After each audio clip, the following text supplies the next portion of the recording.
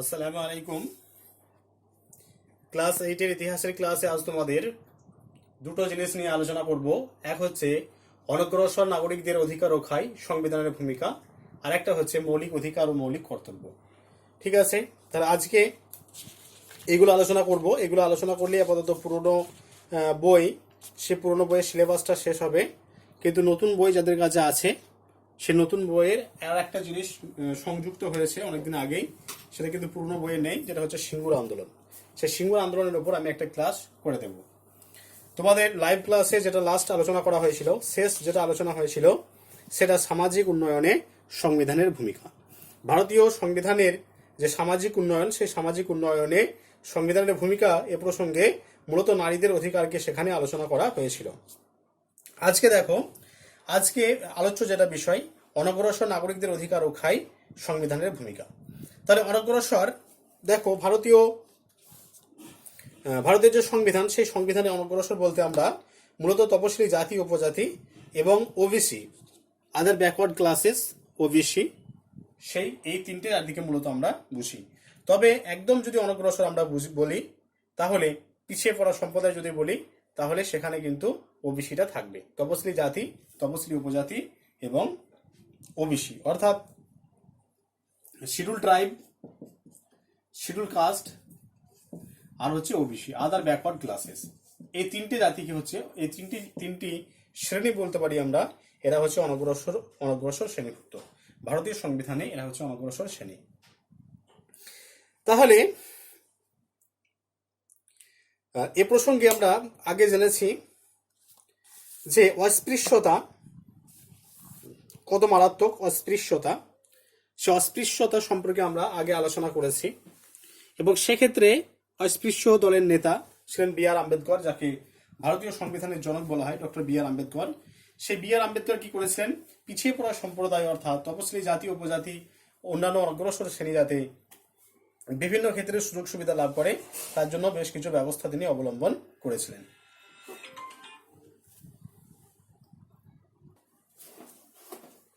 Doctor B আর আম্বেদকর সম্পর্কে আমরা আগে জেনেছি, এবং সেক্ষেত্রে আমরা পুনা চুক্তি বা পুনা ফ্যাক্ট দেখেছি 1932 সালে যেটা হয়েছিল, এবং সেই পুনা চুক্তি অনুসারে অস্পৃশ্য সম্প্রদায় যারা, সে অস্পৃশ্য সম্প্রদায়ে যাতে ভোট দিতে পারে, তার জন্য নির্বাচনে তারা যাতে অংশগ্রহণ করতে পারে, তার জন্য তিনি জোরালো দাবি করেছেন, এবং সেক্ষেত্রে বি আর আম্বেদকরের সঙ্গে গান্ধীজির একটা মতবিরোধ তৈরি হয়েছিল। যাই হোক, তাহলে ভারতের সংবিধান তপশিলি জাতি, উপজাতি এবং অন্যান্য অনগ্রসর শ্রেণী, তারা যাতে বিভিন্ন রকমের সুযোগ সুবিধা পায়, তার জন্য বেশ কিছু ব্যবস্থা অবলম্বন করা হয়েছে। তার মধ্যে দেখো, ভারতীয় সংবিধানে অস্পৃশ্যতাকে বেআইনি বলে ঘোষণা করা হয়েছে। অস্পৃশ্য অর্থাৎ আনটাচেবিলিটি যেটাকে বলা হয়, অর্থাৎ আগেকার দিনে আমরা দেখেছি যে হিন্দু সমাজের মধ্যে এটা ছিল, যে হিন্দু সমাজের মধ্যে যারা নিচু তলার মানুষ, অর্থাৎ বৈশ্য এবং শূদ্র সম্প্রদায়ের মানুষ, তাদের কিন্তু এই অস্পৃশ্য বলে মনে করা হতো। ঠিক আছে, তারা এক আসনে বসতে দিত না, অর্থাৎ মূল ব্রাহ্মণ যারা, অর্থাৎ হিন্দু সমাজের মধ্যে যারা সর্বে সেই ব্রাহ্মণরা, এদেরকে কিন্তু নিচু নজরে দেখত। তাহলে এটা বি আর আম্বেদকর এটা ভালোভাবে উপলব্ধি করেছিলেন, এবং তিনি নিজে ছিলেন মাহার সম্প্রদায়ভুক্ত মানুষ, অর্থাৎ অস্পৃশ্য শ্রেণী তিনি প্রতিনিধি ছিলেন। তাই সংবিধান রচনা করার সময় তিনি কিন্তু এটা পরিষ্কারভাবে উল্লেখ করে দিয়েছিলেন যে এই অস্পৃশ্যতাকে তিনি বেআইনি বলে ঘোষণা করেছিলেন। অর্থাৎ তিনি যখন ছোট ছিলেন, তখন তার যে জীবনের ঘটনা, সেক্ষেত্রে আমরা দেখেছি তিনি মাহার সম্প্রদায়ভুক্ত ছিলেন বলে তাকে গরুর গাড়িতে চাপতে দেওয়া হয়নি, তার মালপত্র সেখান থেকে ফেলে দেওয়া হয়েছিল। এরকম অনেক অভিজ্ঞতা। তিনি যে স্কুলে পড়াশোনা করতেন, সেই স্কুলে তাকে জল পান করতে দেওয়া হতো না। কোনো বন্ধু যদি দয়া পরামর্শ হয়ে তার মুখে একটু জল ঢেলে দিতেন, তবেই তিনি খেতে পারতেন, এবং একদম লাস্ট বেঞ্চে তাকে বসতে দেওয়া হতো। সাধারণ ছেলে মেয়েদের সঙ্গে তাকে বসতে দেওয়া হতো না। তাহলে এগুলো তিনি তার জীবন দিয়ে উপলব্ধি করেছিলেন। সে কারণের জন্য তিনি কি বলেছিলেন যে এই অস্পৃশ্যতা, ভারতীয় সংবিধানে এই অস্পৃশ্যতাকে পুরোপুরি বেআইনি বলে ঘোষণা করা হয়েছিল। তপশিলি জাতি, উপজাতি এবং অন্যান্য অনগ্রসর শ্রেণী, এদের উন্নয়নের জন্য নানা রকমের উন্নয়নমূলক নীতি তৈরি করা হয়েছিল। 3 নম্বর হচ্ছে যে বিভিন্ন চাকরি বাকরির ক্ষেত্রে, বিভিন্ন যে সরকারি চাকরি, সেই চাকরির ক্ষেত্রে তপশিলি জাতি, উপজাতি এবং ওবিসি অন্যান্য অনগ্রসর শ্রেণী এদের জন্য একটা সংরক্ষণের ব্যবস্থা থাকে। সেই সংরক্ষণের আওতায় শুধুমাত্র চাকরি বাকরি নয়, উচ্চশিক্ষার ক্ষেত্রেও একটা সংরক্ষণের ব্যবস্থা থাকে। এবং সেই সংরক্ষণের ফলে কি হয় না, তপশিলি জাতি, উপজাতি এবং অন্যান্য অনগ্রসর শ্রেণী যারা মানুষ বা যারা ছাত্র ছাত্রী তারা কিন্তু চাকরি বাকরি যেরকম সুযোগ পায়, সেরকম তারা শিক্ষা, উচ্চশিক্ষার ক্ষেত্রেও সংরক্ষণের আওতায় পড়ে তারা সুযোগ পায়। এছাড়াও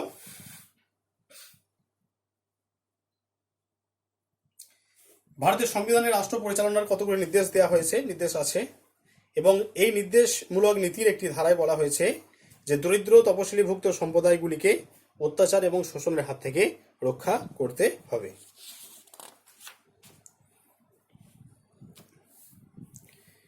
এই সমস্ত জিনিসগুলো কিন্তু বলা আছে ভারতের সংবিধানে। আবার ভারতের সংবিধানে সংখ্যালঘু বলে সংখ্যালঘু সম্প্রদায়ের কথা বলা আছে। সংখ্যালঘু, তাহলে সংখ্যালঘু হচ্ছে ভারতে যাদের সংখ্যা কম, মুসলিম, বৌদ্ধ, জৈন, বুদ্ধিস্ট বা বৌদ্ধ, শিখ, এরা হচ্ছে সংখ্যালঘু সম্প্রদায়। এবং এই সংখ্যালঘু সম্প্রদায়ের যে সংস্কৃতি, কৃষ্টি কালচার, সেই সংস্কৃতি এবং কৃষ্টি কালচারগুলো যাতে তারা অক্ষুণ্ণ রাখতে পারে, তারা ভালোভাবে পালন করতে পারে, তার জন্য ভারতীয় সংবিধান বদ্ধপরিকর। তাহলে ভারতীয় সংবিধানে এই সমস্ত জিনিসগুলো আলোচনা করা আছে। এরপর আমরা আলোচনা করব, দেখো, মৌলিক অধিকার এবং মৌলিক কর্তব্য। ঠিক আছে, এরপর মৌলিক অধিকার এবং মৌলিক কর্তব্য নিয়ে আমরা আলোচনা করব।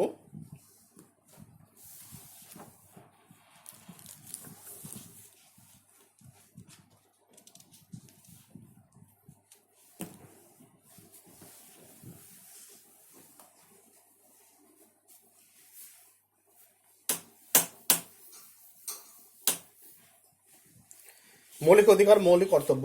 দেখো, এই মৌলিক অধিকার ভারতীয় সংবিধানের পার্ট 3, ভারতীয় সংবিধানের পার্ট 3, ভারতীয় সংবিধানের পার্ট 3 3 নম্বর পার্টের অন্তর্গত 14 থেকে 35 নম্বর ধারায় এই মৌলিক অধিকারগুলি, ভারতীয় নাগরিকদের মৌলিক অধিকারগুলিকে সুনিশ্চিত করা হয়েছে।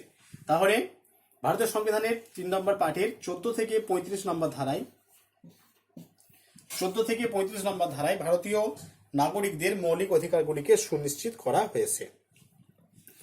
যখন 1950 খ্রিস্টাব্দে 26শে জানুয়ারি ভারতীয় সংবিধান যখন কার্যকর করা হয়, 1950 খ্রিস্টাব্দে 26শে জানুয়ারি যখন ভারতীয় সংবিধান কার্যকর করা হয়, তখন মৌলিক অধিকার ছিল কয়টি? 7টি। তখন মৌলিক অধিকার ছিল 7টি। কিন্তু পরবর্তীকালে 1978 খ্রিস্টাব্দে 44তম সংবিধান সংশোধনীতে, 1978 খ্রিস্টাব্দে 44তম সংবিধান সংশোধনীতে সম্পত্তির অধিকারকে এই মৌলিক অধিকার থেকে বাদ দেওয়া হয়। এবং 1978 খ্রিস্টাব্দে 44তম সংবিধান সংশোধনীতে সম্পত্তির অধিকারকে মৌলিক অধিকার থেকে বাদ দেওয়ার ফলে বর্তমানে মৌলিক অধিকারের সংখ্যা হয়ে যাচ্ছে কটা? 6টা। বর্তমানে মৌলিক অধিকারের সংখ্যা হলো 6টা। কিন্তু যখন এই সংবিধান যখন কার্যকর করা হয় 1950 খ্রিস্টাব্দে 26শে জানুয়ারি যখন ভারতের সংবিধান কার্যকর হয়, তখন মৌলিক অধিকারের সংখ্যা ছিল 7টি। কিন্তু 1978 খ্রিস্টাব্দে ভারতের যে সংবিধান, 1978 খ্রিস্টাব্দে 44তম সংবিধান সংশোধনীতে, 1978 খ্রিস্টাব্দে 44তম যে সংবিধান সংশোধনী, সেই সংবিধান সংশোধনীতে কি করা হয়েছে না, মৌলিক অধিকার অর্থাৎ মৌলিক অধিকার থেকে সম্পত্তির অধিকারকে বাদ দেওয়া হয়েছে। এবং সম্পত্তির অধিকারকে বাদ দেওয়ার ফলে বর্তমানে মৌলিক অধিকারের সংখ্যা হচ্ছে কটা? 6টি। বর্তমানে মৌলিক অধিকারের সংখ্যা হলো 6টা। কি কি? তাহলে সাম্য অধিকার, সাম্য স্বাধীনতা শোষণ, সাম্য স্বাধীনতা শোষণ, ধর্মীয় স্বাধীনতার অধিকার, সংস্কৃতি এবং শিক্ষার অধিকার, আর সাংবিধানিক প্রতিবিধানের অধিকার। ঠিক আছে, এই 6টি বর্তমানে মৌলিক অধিকার আছে। দেখো, মৌলিক অধিকারের মধ্যে প্রথম যেটা হচ্ছে সেটা হচ্ছে সাম্যের অধিকার। 1 নম্বর হচ্ছে সাম্যের অধিকার।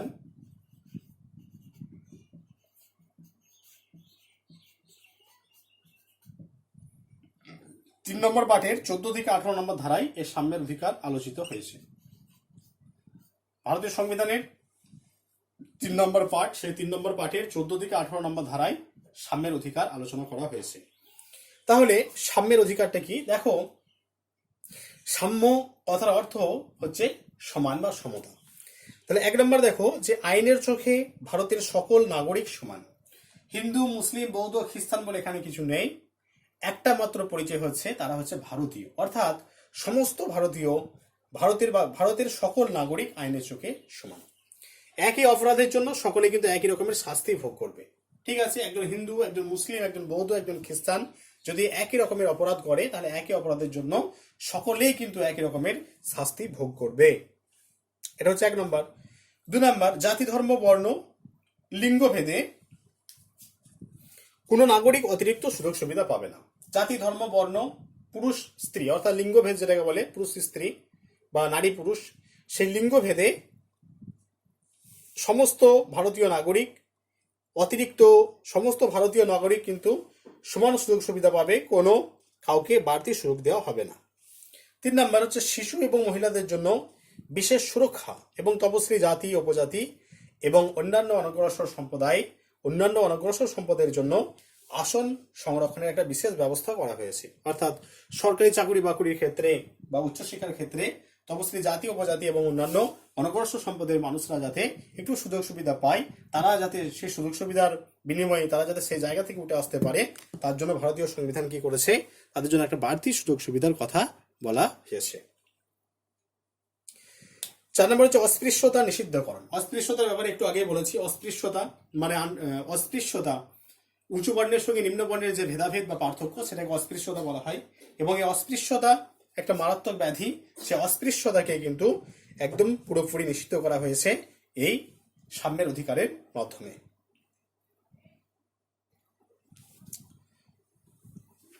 এরপর হচ্ছে তাহলে সাম্যের অধিকার হলো, এরপর স্বাধীনতার অধিকার।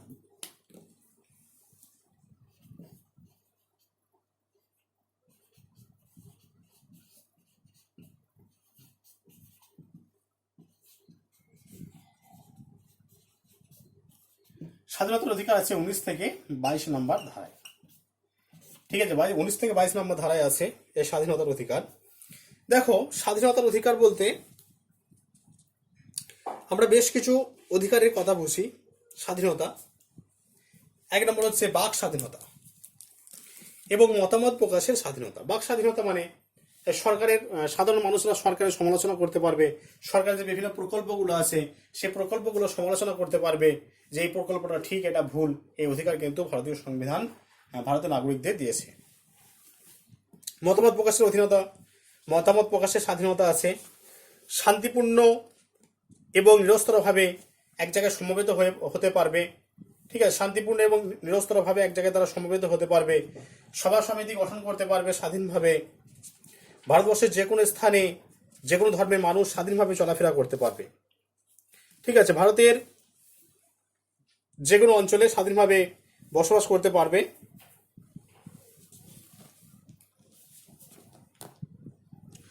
সমগ্র ভারতবর্ষের যে কোনো স্থানে সমস্ত ভারতবাসীরা স্বাধীনভাবে চলাফেরা করতে পারবে, যে সম্প্রদায়ের মানুষ হোক না কেন। ভারতবর্ষের যে কোনো অঞ্চলে স্বাধীনভাবে বসবাসও করতে পারবে, আর যে কোনো পেশা বা জীবিকা অবলম্বন করতে পারবে এবং স্বাধীনভাবে ব্যবসা বাণিজ্য করতে পারবে। এই সমস্ত অধিকারগুলো ভারতীয় যে সংবিধান, সেই সংবিধানের 19 থেকে 22 নম্বর ধারায় আলোচিত করা হয়েছে। এরপর হচ্ছে শোষণের বিরুদ্ধে অধিকার, 23 এবং 24 নম্বর ধারা।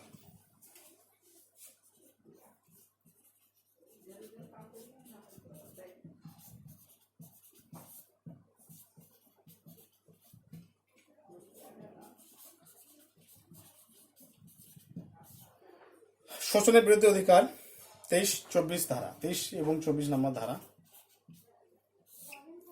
এই শোষণের বিরুদ্ধে অধিকারে কি বলা আছে? শোষণের বিরুদ্ধে অধিকার, দেখো, বিনা পারিশ্রমিকে কোনো ব্যক্তিকে শ্রমদান করানো যাবে না।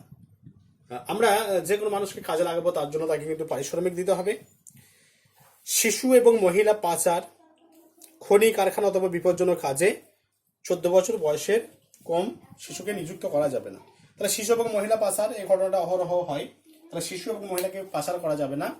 এবং 14 বছরের কম যাদের বয়স, সেই 14 বছরের নিচের কোনো শিশুকে বিভিন্ন রকমের কাজে, বিপজ্জনক যে কাজগুলো আছে সেই কাজে কিন্তু তাদেরকে নিযুক্ত করা যাবে না।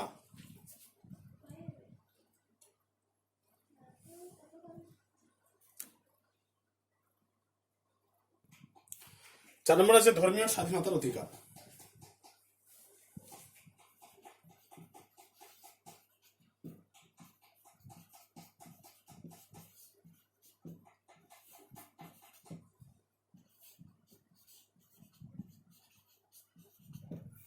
ধর্মীয় স্বাধীনতার অধিকার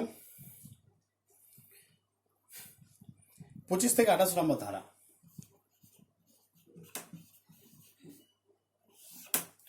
ধর্মীয় স্বাধীনতার অধিকারের ক্ষেত্রে দেখো, ভারতবর্ষের প্রতিটি নাগরিক সম্পূর্ণ স্বাধীনভাবে তার ধর্ম পালন করতে পারবে। ভারতবর্ষের সমস্ত নাগরিক যে ধর্মের সে হোক না কেন, সে কি করতে পারবে? সম্পূর্ণভাবে তার ধর্ম পালন করতে পারবে। তাহলে রাষ্ট্র হিসেবে ভারতবর্ষ কোনো একটা ধর্মকে পক্ষপাতিত্ব করবে না। 2 নম্বর এটা। 3 নম্বর হচ্ছে ধর্মের ভিত্তিতে কোনো রকমের কর আরোপ করা যাবে না। আর 4 নম্বর, সরকারি অনুদান প্রাপ্ত কোনো শিক্ষা প্রতিষ্ঠানে ধর্মীয় শিক্ষা প্রদান করতে পারবে না। আর 5 নম্বর হচ্ছে যে কোনো ধর্মের মানুষ যে ভারতবর্ষের যে কোনো প্রান্তে গিয়ে সে নিজের ধর্ম পালন করতে পারবে। সাধারণ মানুষ সেখানে বাধা সৃষ্টি করতে পারবে না। তাহলে এই সমস্ত অধিকারগুলো কিন্তু এখানে দেওয়া আছে। 5 নম্বর আছে সংস্কৃতি এবং শিক্ষার অধিকার।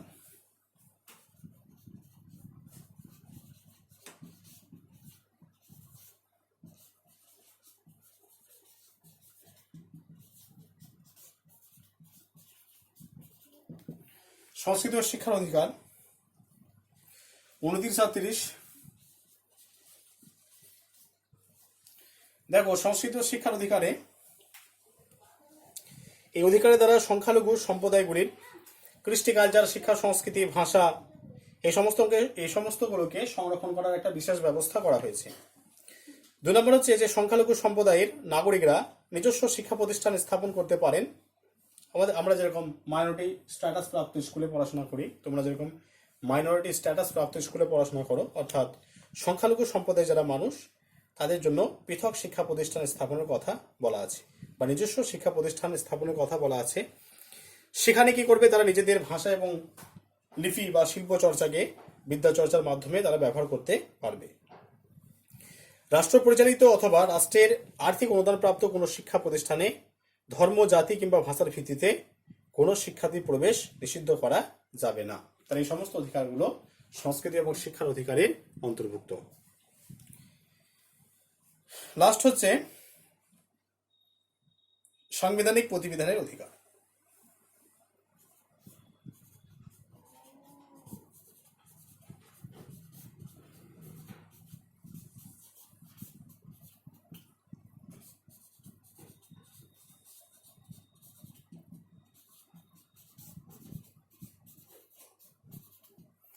সাংবিধানিক প্রতিবিধানের অধিকার 32 নম্বর ধারা। এই সাংবিধানিক প্রতিবিধানের অধিকারে কি বলা আছে? ভারতীয় নাগরিকরা যদি মনে করেন যে তাদের মৌলিক অধিকার গুলো ক্ষুণ্ণ হচ্ছে বা ক্ষুণ্ণ হওয়ার চেষ্টা হচ্ছে, সেক্ষেত্রে তারা হাইকোর্ট বা সুপ্রিম কোর্টের দ্বারস্থ হতে পারেন। তাহলে ভারতীয় নাগরিক যারা, সে ভারতীয় নাগরিকরা যদি ভাবেন যে তাদের যে মৌলিক অধিকার, সেই মৌলিক অধিকারগুলো ক্ষুণ্ণ হচ্ছে, তাহলে তারা কিন্তু আদালতের দ্বারস্থ হতে পারেন। এক্ষেত্রে সুপ্রিম কোর্ট বা হাইকোর্টে নিয়ে তারা যেতে পারেন।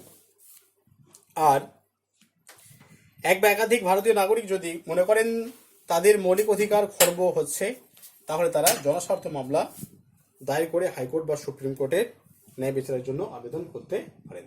তাহলে এই সমস্ত অধিকারগুলো কিন্তু এখানে উল্লেখ করা আছে। তাহলে দেখো, এই 6টি মৌলিক অধিকারের কথা বলা হলো। এক হচ্ছে সাম্যের অধিকার 14 থেকে 18 নম্বর ধারা।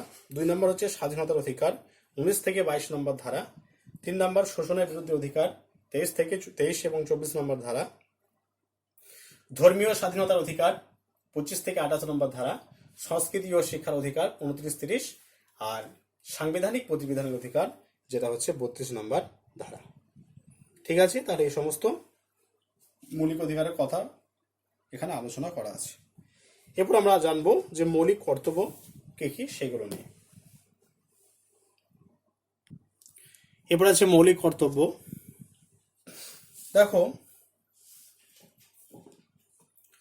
ভারতের সংবিধানে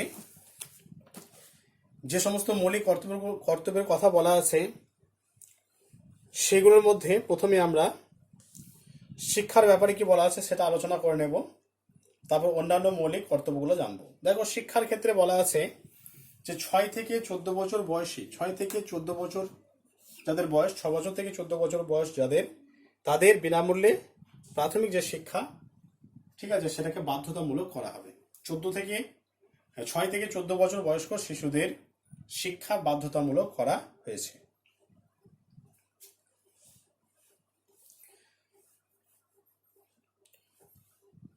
যদি কোনো শিশু 6 বছর বয়সে স্কুলে ভর্তি না হয়, তাহলে তার বয়স অনুযায়ী তাকে একেবারে উঁচু ক্লাসে ভর্তির ব্যবস্থা করতে হবে।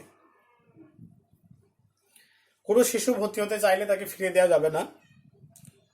ঠিক আছে, যে সময় আসেনি বলে তাকে ফিরিয়ে দেওয়া হলো, সেটা করা যাবে না। 8ম শ্রেণী পর্যন্ত সমস্ত কিছুই বিনামূল্যে দেওয়া হবে। বই খাতা থেকে শুরু করে মিড ডে মিল পর্যন্ত সমস্ত কিছুই সরকার থেকে বিনামূল্যে দেওয়ার কথা বলা হয়েছে। সরকারি স্কুলে যারা পড়ে তাদের বই খাতা কলম, স্কুলের পোশাক, এগুলো সমস্ত কিছুই বিনামূল্যে সরবরাহ করা হয়ে থাকে। আবার বেসরকারি যেগুলো স্কুল, সেই বেসরকারি স্কুলে 25%, 25% আসন সংরক্ষিত হয় দুস্থ শিশুদের জন্য।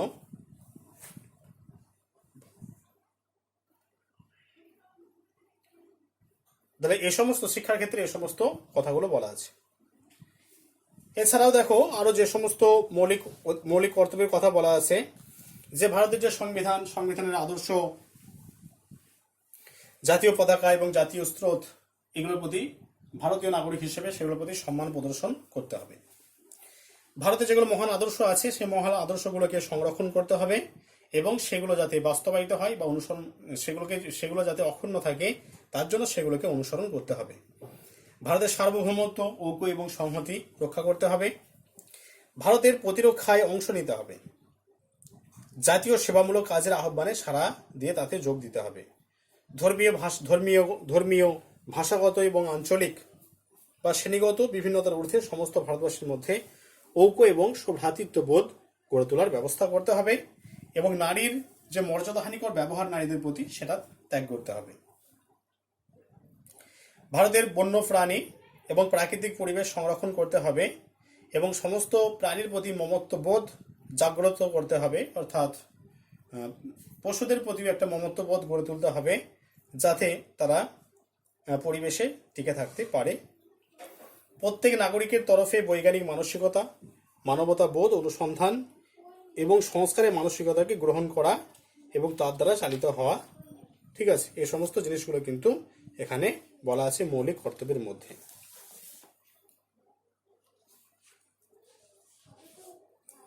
তাহলে মৌলিক অধিকার এবং মৌলিক অধিকার আর মৌলিক কর্তব্যের মধ্যে একটা পার্থক্য যদি বলে, তাহলে দেখো, মৌলিক অধিকারগুলো যদি ক্ষুণ্ণ হয় তাহলে তার জন্য আদালতে দ্বারস্থ হওয়া যায়। ঠিক আছে, মৌলিক অধিকারগুলো যদি ক্ষুণ্ণ হয়, সেই মৌলিক অধিকারগুলো ক্ষুণ্ণ হলে আদালতে দ্বারস্থ হওয়া যায়, কিন্তু মৌলিক কর্তব্যগুলো যদি ক্ষুণ্ণ হয়ে যায় তাহলে আদালতে দ্বারস্থ হওয়া যাবে না।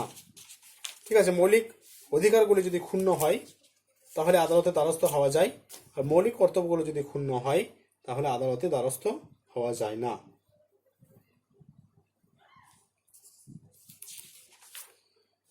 তোমাদের তাহলে এগুলো আলোচনা করা হলো। আর একটা জিনিস বাকি রইল, সেটা নেক্সট ক্লাসে আলোচনা করব।